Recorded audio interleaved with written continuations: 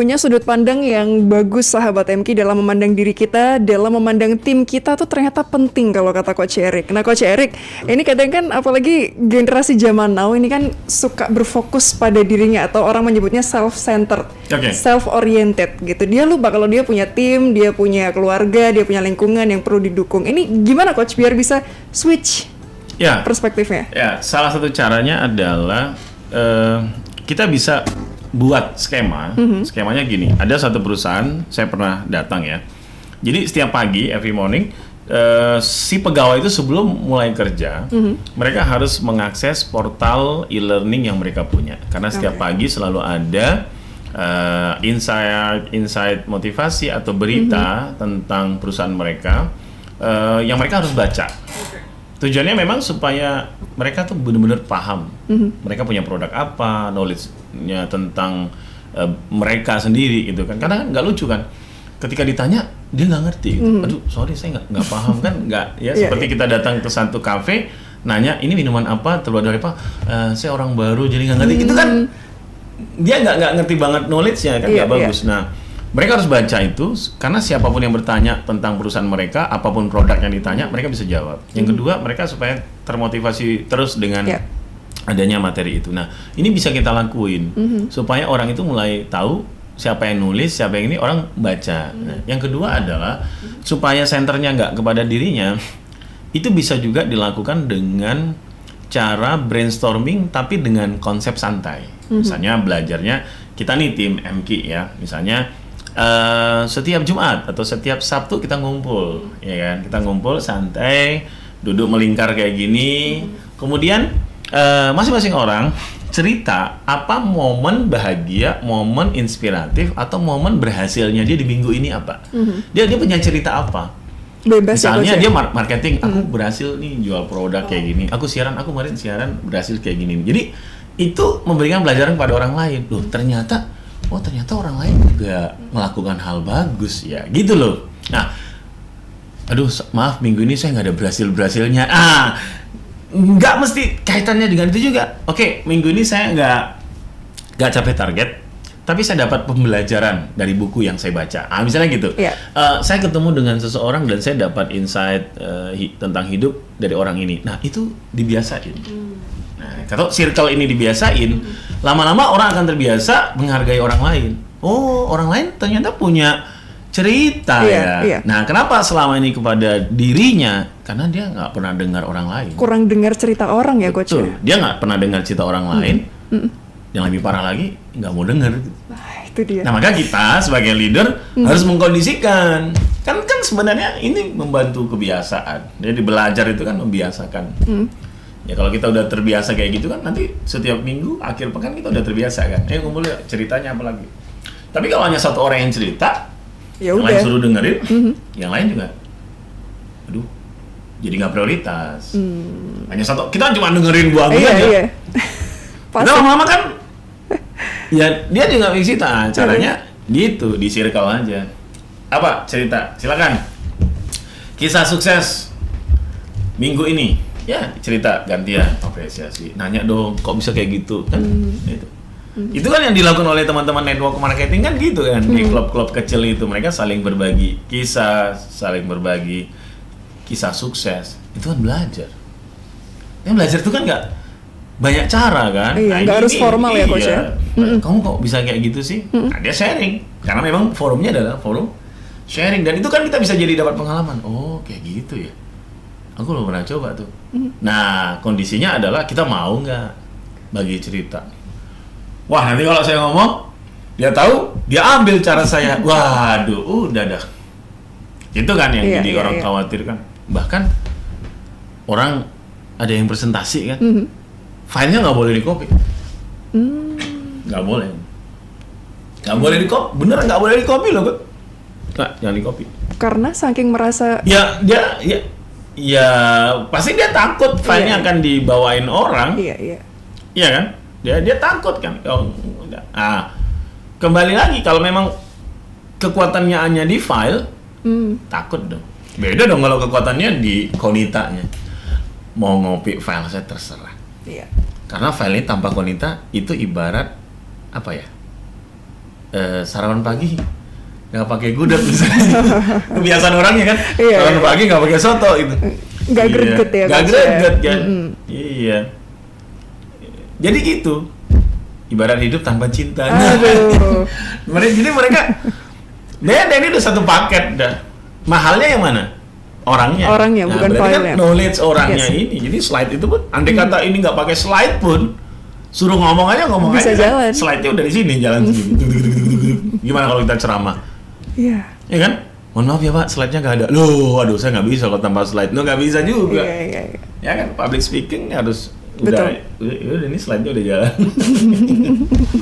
Gitu, Coach. Iya, Ya. Coach. Jadi kalau kita tidak membiasakan mereka bersama, ya dia jadi sendiri terus. Jadi kelas-kelas kecil di sekolah mulai tuh kelompok-kelompok kecil, klub-klub kecil lah, bahasa kerennya ya, circle lah. Kita bikin mas circle-circle yang mereka bisa saling sharing, melingkar, duduk, cerita. Ya jangan cerita aja, ya tetap ada konsumsinya lah. Kecuali puasa, itu beda. Ya siapin aja. Kenapa? Karena orang mau cerita kan kalau dia happy. Iya. Gimana cara bikin happy? Ya paling gampang, ya siapin makanan.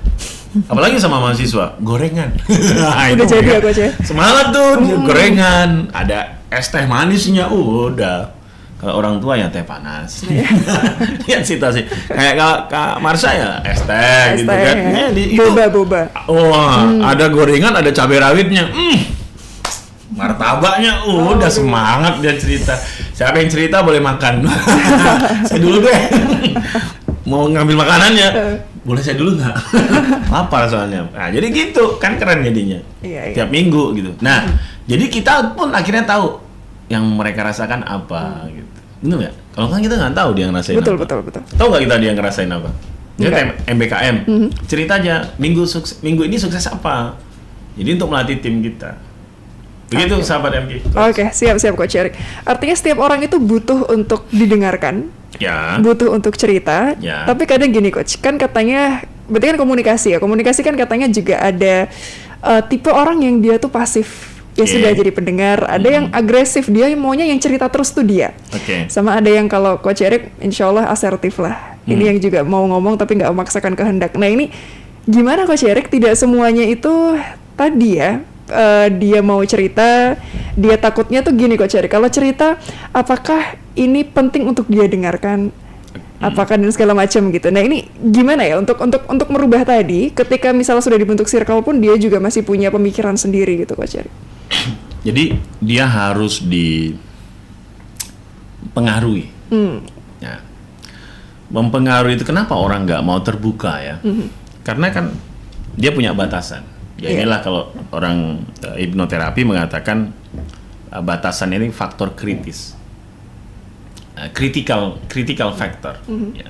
Nah, batas kritis inilah yang membuat orang itu akhirnya menolak gitu. Menolak, nggak mau dengar gitu. Ya, defend. Gimana caranya, ya kan? Ada 5 cara.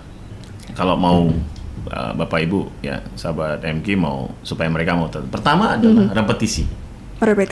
Jadi kita tuh memang nggak boleh bosan untuk ngingetin itu. Nggak boleh bosan. Sampaikan, ingetin. Kadang-kadang ada orang itu yang ngeh langsung, ada orang itu yang ngehnya nanti. Gitu. Misalnya Marsha ya, diingetin ibunya, kamu tuh harus lebih sabar Kak, kamu sabar segala macam. Udahlah, udah dia nggak bisa. Terus dia baru sadar ketika dia nikah. Oh iya. Iya ya, benar kata ibuku ya. Tapi ibunya nggak pernah bosan sama nelpon sabar. Iya, sabar kan. Nah, gitu kan.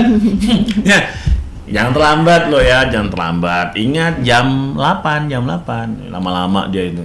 Iya, jam 8 kan. Tapi nanti lama-lama kan ya. Untung juga ya, saya dulu dipaksa disiplin. Itu repetisi. Ya sama lah seperti sahabat Emi kalau saya tanya, ada nggak kalimat orang tua yang dulu sering banget diulang-ulang, yang sampai sekarang ingat? Apa, Kot?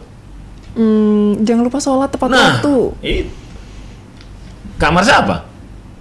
Apa nih Marsha nih? Pesan orang tua yang sampai sekarang nggak lupa. Terus aja. Jangan pernah tinggalin sholat. Tuh. Iya. Kalau ayah saya tuh Apa coach? Pandai-pandai ya di tempat orang lain gitu. Pandai-pandai di tempat orang lain. Pandai-pandai ya gitu. Jangan ikut politik gitu. Kayak saya langsung. Jangan ikut politik. Ada larangannya langsung. Dia langsung bilang gitu. Makanya saya teman dengan semua orang. Pokoknya jangan awas. Dia udah tahu, dia tahu ini aktivis nih. Ini aktivis nih. Bisa. Pandai-pandai negur orang, jangan ikut-ikutan. Udah gitu aja dia. Pesannya. Jadi saya semua orang masuk. Itu sampai sekarang itu. Dia selalu ingetin itu. Terus setiap telepon, tiap ini segala macam. Nah, jadi kita ingat kan. Oke. Yang kedua, identifikasi kelompok. Identifikasi kelompok itu adalah kita cari yang paling dekat dengan orang itu siapa. Bestie-nya siapa? Oh, bestie, sahabat MK. Oke. Bestie. Sahabat karibnya. Jadi sekarang gini lah. Saya mau minta tolong sama Putra. Putra belum tentu mau. Ya. Saya minta tolong, tapi saya tahu Putra ini deket sama Marsha. Nah, pesan untuk Putra, saya lewatin Marsha gitu. Marsha, titip pesan dong, bilang sama Kak Putra kayak gini-gini. Oke. Put, bisa nggak kita bikin kayak gini? Ya udah ikut kamu aja. Kenapa dia nggak bisa nolak? This is inilah soulmate-nya, temannya gitu. Ya, dia udah deket banget, udah sahabat karib, nggak bisa nolak kan? Ya. Karena dia nggak bisa nolak. Nah, kita nggak mesti lo harus pesan itu ke kita. Ini yang sahabat MK harus paham. Nggak mesti harus Anda yang didengerin. Poin Anda apa? Pesan Anda sampaikan. Ya udah, nggak mesti Anda. Pesan masuk sini. Di rumah tangga kan juga gitu. Anak siapa yang paling dia dengerin? Anak nih paling denger ibunya. Kita maksain didengerin aja kita. Terus gimana caranya sih ngelakuin? Dia pesan lewat istri. Tolong dong sampein. Giliran aku deh. Please, mau minta apa? Masuk pesannya didengerin. Nah, kan itulah. Jadi kadang-kadang maksain saya harus didengerin ya enggak. Karena faktornya bukan kita. Iya. Tujuannya ya coach. Ya, identifikasi kelompoknya bukan kita. Makanya kita perlu sahabat MK ketika kita berurusan bisnis, kita tahu nih owner nih dekat sama siapa nih. Itu. Masuknya lewat situ, jangan lewat kita. Kita nggak didengerin. Kalau kita nggak dengerin, ngapain dipaksain dia yang carilah yang dia dengerin siapa. Oh, masuknya lewat sini. Karena bukan kita bestinya. Iya kan, yang bestinya orang lain. Bahasanya identifikasi kelompok. Iya. Kita bukan bagian dari circle-nya dia. Iya. Yang terdekat. Makanya banyak orang tertipu juga karena circle kan. Iya loh. Saya punya teman. Iya. Gimana coach? Itu betul-betul ya. Bisnisnya tuh habis semua gara-gara temannya sebenarnya. Tapi dia harusnya bertanggung jawab. Jadi temannya itu akrab, itu dideketin oleh orang, ya, deketin sama orang, mau investasi lah gitu, investasi itu lah. Nah, supaya orang dipercaya, yang deket ini ngasih tahu, kalau kamu nggak percaya saya siapa, kamu tanya aja sama ini, sama ini, sama ini, sama ini, saya siapa. Benar, dia cross check. Dan semua orang yang di cross check ini bilang kalau ini orang baik. Oh ya, saya pernah bisnis orangnya baik banget. Coba lihat berapa lama sabarnya dia untuk nipu. Untuk nipu dia sabar loh, bertahun-tahun loh dia sabarnya untuk dapat nipu yang lebih besar ini. Dan benar, semua uang itu diberikan miliaran kan. Investasi nggak lama lah, paling tentang sebulan aja nunggu selesai lebaran nanti balikin semua. Nanti kamu dapat 20%. Hah? Iya ya? Waduh. Dia nggak ngasih tahu sama temennya. Mereka berdua padahal. Tujuannya apa nggak ngasih tahu? Udahlah, aman lah. Iya. Uang aman, nanti saya 20%. Saya dapat 20% kan uang utuh. Bener, kasih semua. Sereceh-recehnya. Aduh, Masya Allah. Apa yang terjadi Kak Marsha? Habis. Habis. Gak ada. Kenapa? Identifikasi kelompok deketin semua. Itulah. Oke. Apalagi terpengaruh ingin untung sendiri kan. Iya. Udah itu nafsunya udah Jalan di situ. jalan. Karena nggak nalar kan? Logikanya nggak nalar. Hilang semua. Iya. Ya teman saya termasuk rumahnya dijual segala macam. Dia bangun lagi dari awal. Bukan lagi dari nol, dari paruh tuh. Dan dia survive. Hebat banget. Gitu lah. Nah, jadi itu identifikasi kelompok itu bisa itu bisa. Ya, mana lagi? Mau tambah lagi? 3 pakai power. Power itu siapa yang punya power gitu ya. Marsa ada masalah. Gua ngomong kaprodi lu ya. Tenang. Bahasa anak SD dicoret lu dari kakak. Wah. Hati-hati lu. Janganlah, masa cuma gitu aja. Nah, karena yang ngomong power gak bisa ditolak. Iya. Ngomong manajer lu. Ya, ngomong owner, udah bisa. Itu udah perintah kan? Iya. Apalagi dia jadi figur, udah mesti. Dan coba deh, figur bisa ditolak nggak? Nggak. Bisa. Kita punya figur, idola, nggak bisa nolak. Makanya kenapa orang marah ketika figurnya berubah? Mereka berontak karena figurnya berubah. Figurnya nggak konsisten, figurnya misalnya melakukan sesuatu yang Tidak sesuai. tidak sesuai. Makanya banyak youtuber yang ada si Hansen tuh yang youtuber orang yang pernah tinggal di Jawa Timur kan, di Malang kan, dia jadi youtuber di Korea kan, dia youtubernya tentang bahasa Indonesia kan. Nah dia pernah cerita kan dia hampir mau bunuh diri kan, gara-gara dia nggak kuat untuk menjaga konsistensi. Dia harus selalu tampil prima dan brandingnya selalu bagus di depan para penggemarnya, netizennya. Dan dia hampir nggak kuat menghadapi itu. Di luar dia harus menjaga image. Jadi dia, kok aku jadi nggak diriku gitu. Aku tuh kok nggak jadi diriku sendiri gitu. Nah itu, dia betul-betul harus menjaga image-nya dia. Di luarnya harus kayak gini, harus betul-betul kamu YouTuber, kamu terkenal. Dia sempat melewati fase itu, hampir mau bunuh diri dia. Dia cerita di sini. Nah akhirnya dia bisa lewati itu. Iya ya. Jadi orang, makanya kalau orang itu banyakkan acting, udah itu capek loh. Iya. Iya kan? Nah, udah jadi figur. Kalau kamu berubah, orang jadi hilang. Ya kita banyak dapat belajar kan kita kan. Oh ini ya mulai ditinggalin sama netizennya, ditinggalin sama followernya. Nah itu repot lagi tuh. Ditinggalin sama mahasiswanya, dosen ditinggalin sama mahasiswanya. Itu gimana itu kok? Dosennya ditinggalin sama mahasiswanya, lab semua mereka. Di Zoom ya, di Zoom. Enggak misalnya. Coba kalau dosen ditinggalin mahasiswanya, coba dosennya masuk, udah kita keluar aja. Oh iya. Ditinggalin mahasiswa. Nah itu ya power. Nah yang keempat dia bisa pakai emotional. Emotional. Ya.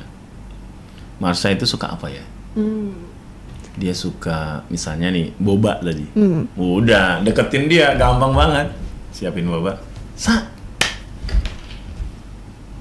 Kamu kok ngerti banget sih? Gak apa-apa. Udahlah, ambil aja. Ya udah, dia udah bisa. Udah, karena udah langsung emosionalnya kena.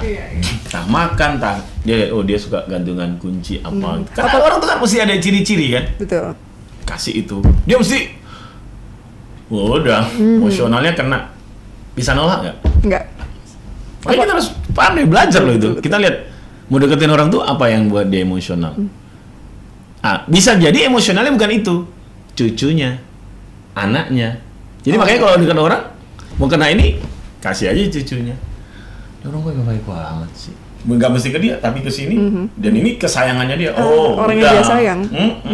Makanya kita di MK ini lihat Bu Ami itu paling sayang sama siapa? Sama suaminya ya, kita nggak usah kasih suaminya.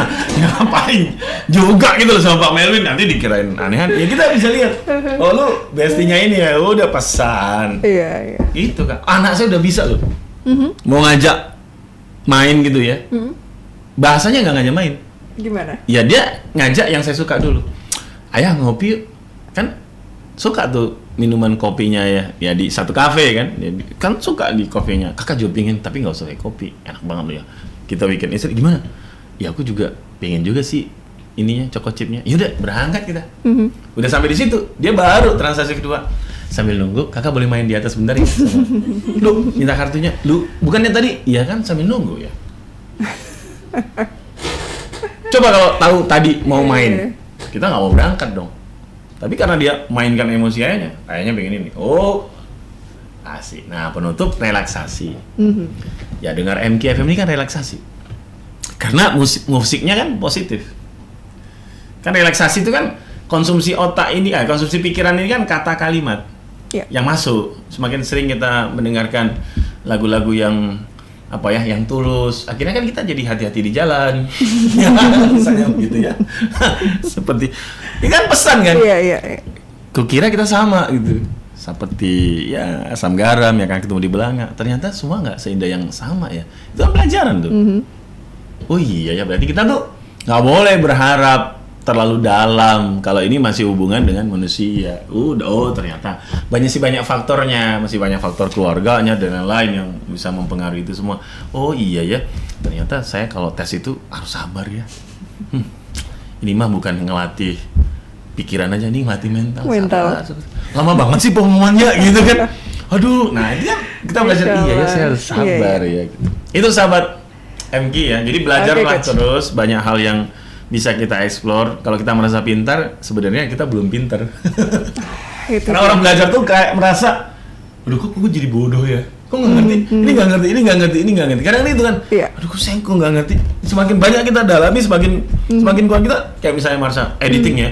Begitu dia bisa editing, dia pikir, semakin saya nggak bisa editing. Ini masih ada lagi, masih ada lagi. Kok jadi ini ya banyak kurangnya gitu. Padahal dia udah expert banget. Nah itulah orang belajar. Tapi orang yang merasa hebat tuh, gua udah hebat nih. Padahal dia iya. Sehat dan teruslah terinspirasi. Luar biasa Coach Erik.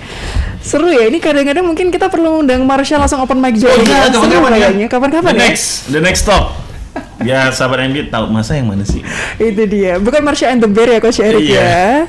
Ini Marsha Adira sahabat MG, luar biasa. Ini langsung jadi trio kita ya kalau Jendela Amikum with Coach Erik.